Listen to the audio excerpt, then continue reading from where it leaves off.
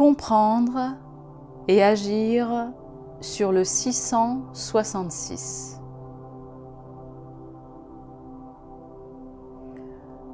Le 666, le chiffre de la bête, est si ancré dans la mémoire collective qu'il fait partie du vocabulaire courant en Occident, mais également aux quatre coins du monde.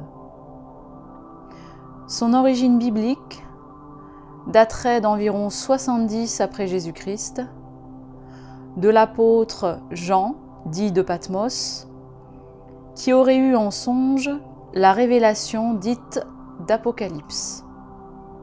Sur l'île de Patmos, en Grèce, après avoir fui les persécutions en Palestine après la crucifixion de Jésus-Christ.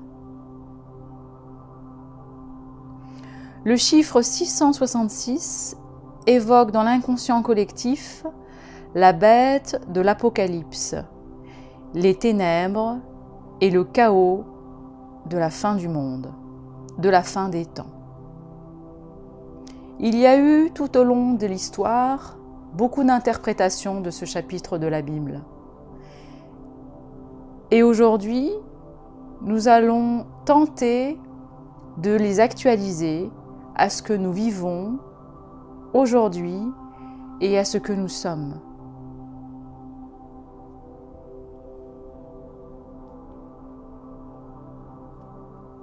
D'où vient le chiffre 666?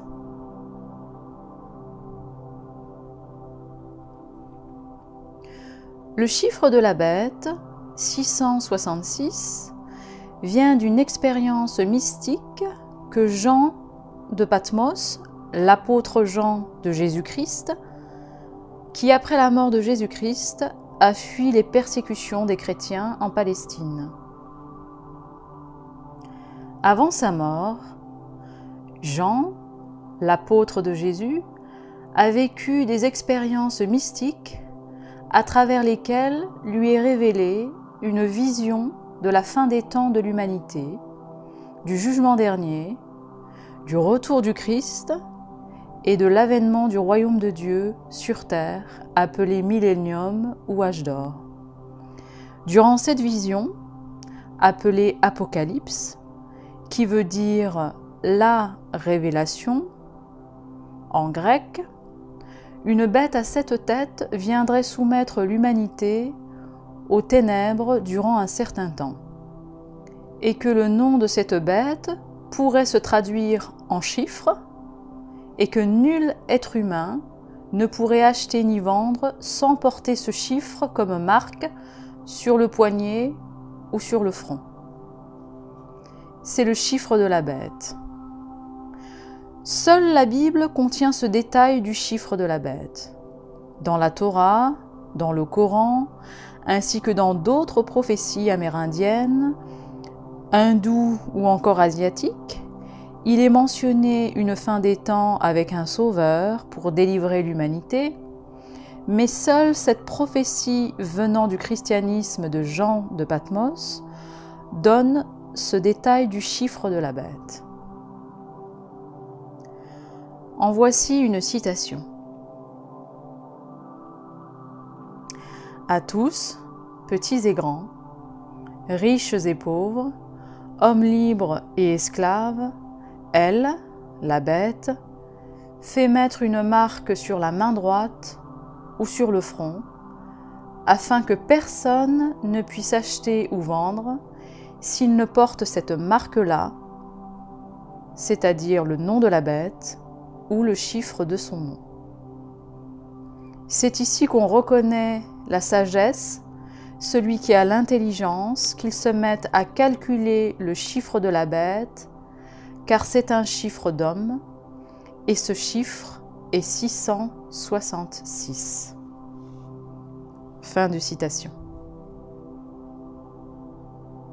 Ainsi, il est dit que le chiffre de la bête est un chiffre d'homme et que son nombre est 666. Que signifie le 666? Le chiffre de la bête, le 666, est dit être un chiffre d'homme. C'est un chiffre qui est donc relié à l'homme, et ici on veut dire à l'être humain. Il est dit également dans ce verset que celui qui a l'intelligence pourra calculer ce chiffre de la bête. Alors nous allons nous attarder un petit peu sur l'être humain pour essayer de comprendre quel est ce chiffre de la bête. L'être humain est un être divin, doté de conscience humaine et de conscience divine. Il est fait de lumière divine, qui se répartit en lui à travers 7 chakras pour diffuser et organiser la vie en lui selon ses pensées, ses paroles et ses actions. Et parmi ces 7 chakras, il y a le 6e chakra qui est situé à la base du crâne et alimente son cerveau principalement. Et c'est cet organe qui permet à l'humain de maintenir et de réguler toutes ses fonctions vitales et son instinct de survie, notamment par le cerveau que l'on appelle cerveau reptilien. Ce chakra est aussi le chakra de la conscience humaine. C'est par la conscience humaine que l'humain fait ses choix et vit sa vie selon la perception qu'il en a et les positions qu'il prend. S'il veut créer, il crée, s'il veut tuer, il tue, etc. C'est en effet là que siège l'intelligence de la personne, sa conscience. Le 6e chakra recèle en plus une 3e fonction. C'est en effet au centre du cerveau que se trouve la glande pinéale, reliée au 3e œil, l'œil divin. C'est à travers cette glande que la conscience de l'humain se relie à la conscience divine céleste, illimitée. C'est cette glande pinéale qui est la fenêtre ouverte ou pas sur le divin. Ce 6e chakra est la porte de la conscience. C'est de ce 6e chakra que l'humain perçoit le monde extérieur et c'est de là que l'humain perçoit le monde intérieur, c'est-à-dire ce qu'il est. C'est de là que l'humain perçoit le divin.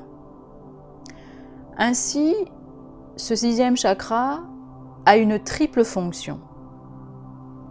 La première fonction de ce chakra est une fonction physique. Elle permet de maintenir les fonctions vitales du corps physique et l'instinct de survie de l'être humain, notamment par le cerveau reptilien. La deuxième fonction de ce chakra est une fonction qui agit sur l'esprit et qui détermine la conscience humaine de l'être humain, son intelligence, son mental, régi notamment par le cortex. La troisième fonction de ce chakra est une fonction de l'âme qui détermine la conscience divine de l'être humain par la glande pinéale qui se situe à peu près au centre du cerveau et qui relie l'être humain à sa conscience divine. Ce 6e chakra est une porte qui ouvre sur les 3 plans de l'être humain, son plan physique, le plan de l'esprit et le plan de l'âme. 6, 6 et 6. Le 666 détermine en fait la porte d'entrée aux 3 plans de l'être humain à ces 3 niveaux. C'est le chiffre de l'homme. Comment agir sur le 666? La simple explication du fonctionnement du cerveau humain fait comprendre à chacun ce qui suit. En fait, il n'y a même plus besoin d'en dire plus, car tout est dit sur ce simple constat. Mais comme l'être humain est un humain incarné, aujourd'hui il est vital de tout concrétiser dans la matière, d'aller jusqu'au bout physique de chacune de nos intuitions, de chacune de nos pensées, par l'action. Ainsi, le 6e chakra est le chakra qui permet le libre arbitre. Cette liberté de choix que Dieu a donnée à sa créature, l'humain. C'est par le 6e chakra que l'humain peut décider d'être conscient de ce qu'il est, avec ce que cela implique, ou de ne pas être conscient de ce qu'il est, et là aussi assumer son choix. Et cela fait des millénaires, si l'on se limite à notre histoire humaine, que cette information est mal comprise ou occultée, c'est-à-dire qu'on ne veut pas savoir, ou encore détournée par des personnes malveillantes pour contrôler les autres. Alors revenons maintenant un instant à la bête de l'Apocalypse. Il est dit que le chiffre de la bête est un chiffre d'homme. La marque de la bête est un chiffre d'homme, c'est-à-dire que la bête est directement liée à l'homme. Ce chiffre définit la bête, il est son nom. Le nom permet de définir quelque chose, de le faire exister. C'est par l'homme que la bête existe. Sans l'homme, elle n'existerait pas. Elle est le fruit de sa création. Elle représente ses peurs lorsqu'il n'est pas conscient de ce qu'il est. Une créature de Dieu, le divin créateur incarné sur la terre. Elle est le fruit de son inconscience. Et comme rien n'est irréversible, s'il prend conscience de ce qu'il est, alors la bête à 7 têtes n'existera plus, tout simplement. Le 666 représente le triple pouvoir de l'être humain, endormi, soumis à ses peurs. Ce triple pouvoir, une fois révélé, son héritage divin, alors la bête s'effondre. Elle n'est plus nourrie, donc elle finit par ne plus exister. Par le choix, le triple choix, l'humain transcende toutes les limitations et toutes les souffrances de sa vie actuelle. Le premier choix, c'est le choix de vivre sur le plan physique, s'incarner sur la terre. Le deuxième choix, c'est le choix de l'esprit, le choix de l'intelligence, de sa conscience humaine, donc la vérité. Et son troisième choix, c'est le choix spirituel. Il choisit d'être, c'est-à-dire il choisit Dieu, il choisit le divin, il choisit d'être ce qu'il est. Ou il peut faire le choix totalement inverse. Par la peur de la mort, il prend le chemin de la mort, il choisit la mort sur le plan physique. Le deuxième choix, c'est le choix de l'esprit. Au lieu de choisir la vérité, il prend le chemin de l'inconscience, de l'ignorance. Et le troisième choix, celui de la conscience divine, au lieu de choisir le divin, le subtil, la conscience supérieure divine, Dieu, son créateur, il choisit la matière, le matérialisme. Voilà comment un être humain peut choisir sa liberté, choisir la vie, la vérité, sa conscience divine, son identité divine, son créateur, ou à l'inverse, choisir la mort, le mensonge, l'ignorance et le matérialisme. C'est à ce niveau, au niveau de 666, que réside son libre arbitre, le choix d'être ce qu'il est, divin, ou de ne pas l'être, et de se laisser contrôler. Choisissez d'être ce que vous êtes. N'attendez plus. car le moment du choix est venu d'être ce que vous êtes ou de le refuser en conscience. Alors prenez conscience de qui vous êtes. N'hésitez plus. Intégrez et agissez.